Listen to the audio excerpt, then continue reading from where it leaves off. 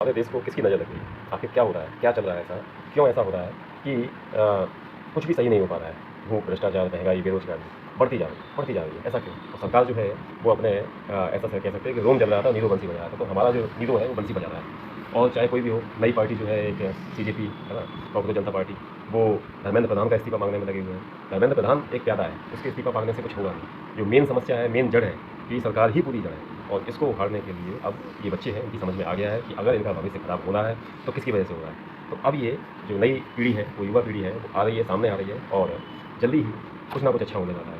CBSE में घोटाला, NEET में घोटाला, ये परीक्षाएँ होती क्यों? परीक्षाएँ होती इसलिए हैं कि एक बार परीक्षा हो गई, फिर उसमें कुछ ना कुछ क्लॉज़ निकल आता है, लीक हो जाता है। लीक पकड़ में आ गया, परीक्षा कैंसिल हो गई। परीक्षा कैंसिल हो गई, अब नीट की परीक्षा में 17 बच्चे सुसाइड कर दिए। मतलब 17 ज़िंदगी।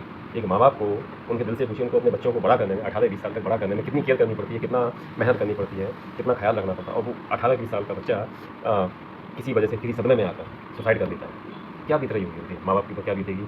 और वो दूसरी बात, इस देश पर क्या हुआ, एक 17 डॉक्टर, 17 जो होनहार लोग थे, वो डॉक्टर बन सकते थे, कुछ अच्छा कर सकते थे, कितने लोगों की जान बचा सकते थे, वो चले गए, खत्म हो गए।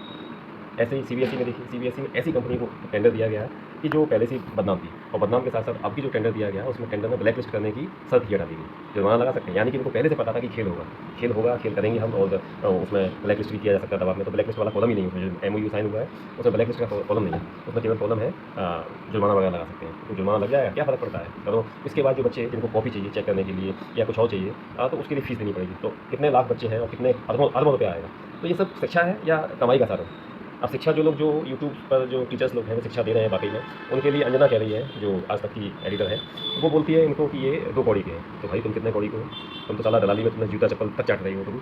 तुम सवाल ये पूछते हो उससे, उस व्यक्ति से, जैसे तुम्हें बहुत कड़े क्वेश्चन पूछने चाहिए, उससे तुम पूछते हो कि आम चूस के खाते हो, आम काट के खाते हो, आप में इतनी एनर्जी कहाँ से आती है? आप हमेशा एक्टिव रहते हैं, क्या करते हैं आप ऐसा? ये क्या चीज़ है? ये क्या जाहिलपन है? दुनिया की शायद ही कोई ऐसी पत्रकार या ऐसे कोई पत्रकार होंगे किसी भी देश में जो ऐसे जाहिलपने के क्वेश्चन पूछते हैं और इसको एक इवेंट बना देते हैं आप लोग। दिन भर में 50 बार दिखाओगे, जन-जन तक पहुँचा दोगे कि हाँ साहब, कैसा प्रधानमंत्री हमारा, कैसा? कभी आपने मुद्दे की बात पूछी या मुद्दे की बात उसने जवाब दिया? आज इतना सब कुछ हो रहा है, लोग परेशान हैं, भूखे रह रहे हैं, एक-एक टाइम भूखा रहना पड़ रहा है ना? रहने के लिए व्यवस्थाएँ नहीं है, खरीदने के लिए पैसा नहीं है, बेरोज़गारी चरम पर है, रोज़गार नहीं मिल रहा है, क्या करेंगे? लेकिन फिर भी वो सिर्फ़ हिंदू मुस्लिम, ये वो मुसलमान टाइट करेंगे, यहाँ पे गाय माता हो गई, वहाँ पे वो गाय मिथुन हो गया, यहाँ पे गाय को काट नहीं सकते, वहाँ पे 14 साल के बाद में आप कुछ भी कर सकते हो। ये सब जाहिलपन है, इसको क्या जनता समझती नहीं है? क्या हमारे यहाँ मूर्खों की इतनी बढ़ोतरी हो गई है? क्या हमारे यहाँ मूर्ख बढ़ते जा रहे हैं लगातार? क्या हो रहा है ऐसा? क्यों हम नहीं समझ पा रहे हैं? क्यों हमारे देश के लोग इस चीज़ को नहीं जान पा रहे हैं कि भाई ऐसा नहीं होना चाहिए, गलत है? अब तो जागो, वरना बहुत समय हो जाएगा, बहुत स्थितियाँ, क्योंकि किसी चीज़ को ख़राब करने में बहुत समय कम समय लगता है और उस चीज़ को बनाने में बहुत समय लगता है। आप कोई सी भी चीज़ देख लो उठाकर, एक कुर्सी देख लो, कुर्सी को बनाने में मेरे ख्याल से ऑटोमेटिक मशीन को भी कम से कम 10 मिनट लगते होंगे, और तोड़ने में आप उठा के दीवार में दे मारो, पटका दो, टूट जाएगी। क्या 1 सेकंड लगेगा, 10 सेकंड लगेंगे, टूट जाएगी। तो दोस्तों, ये समय है, जागिए। और सारे कॉकरोच से मेरा कहना ये है कि धर्मेंद्र प्रधान से कुछ नहीं होगा। धर्मेंद्र कुछ भी नहीं है, वो नाम का प्रधान है, बल्कि प्रधान दूसरा है। उस प्रधान को पकड़ो, उस प्रधान से इस्तीफ़ा माँगो, क्योंकि सारी समस्या की जड़ वो प्रधान है।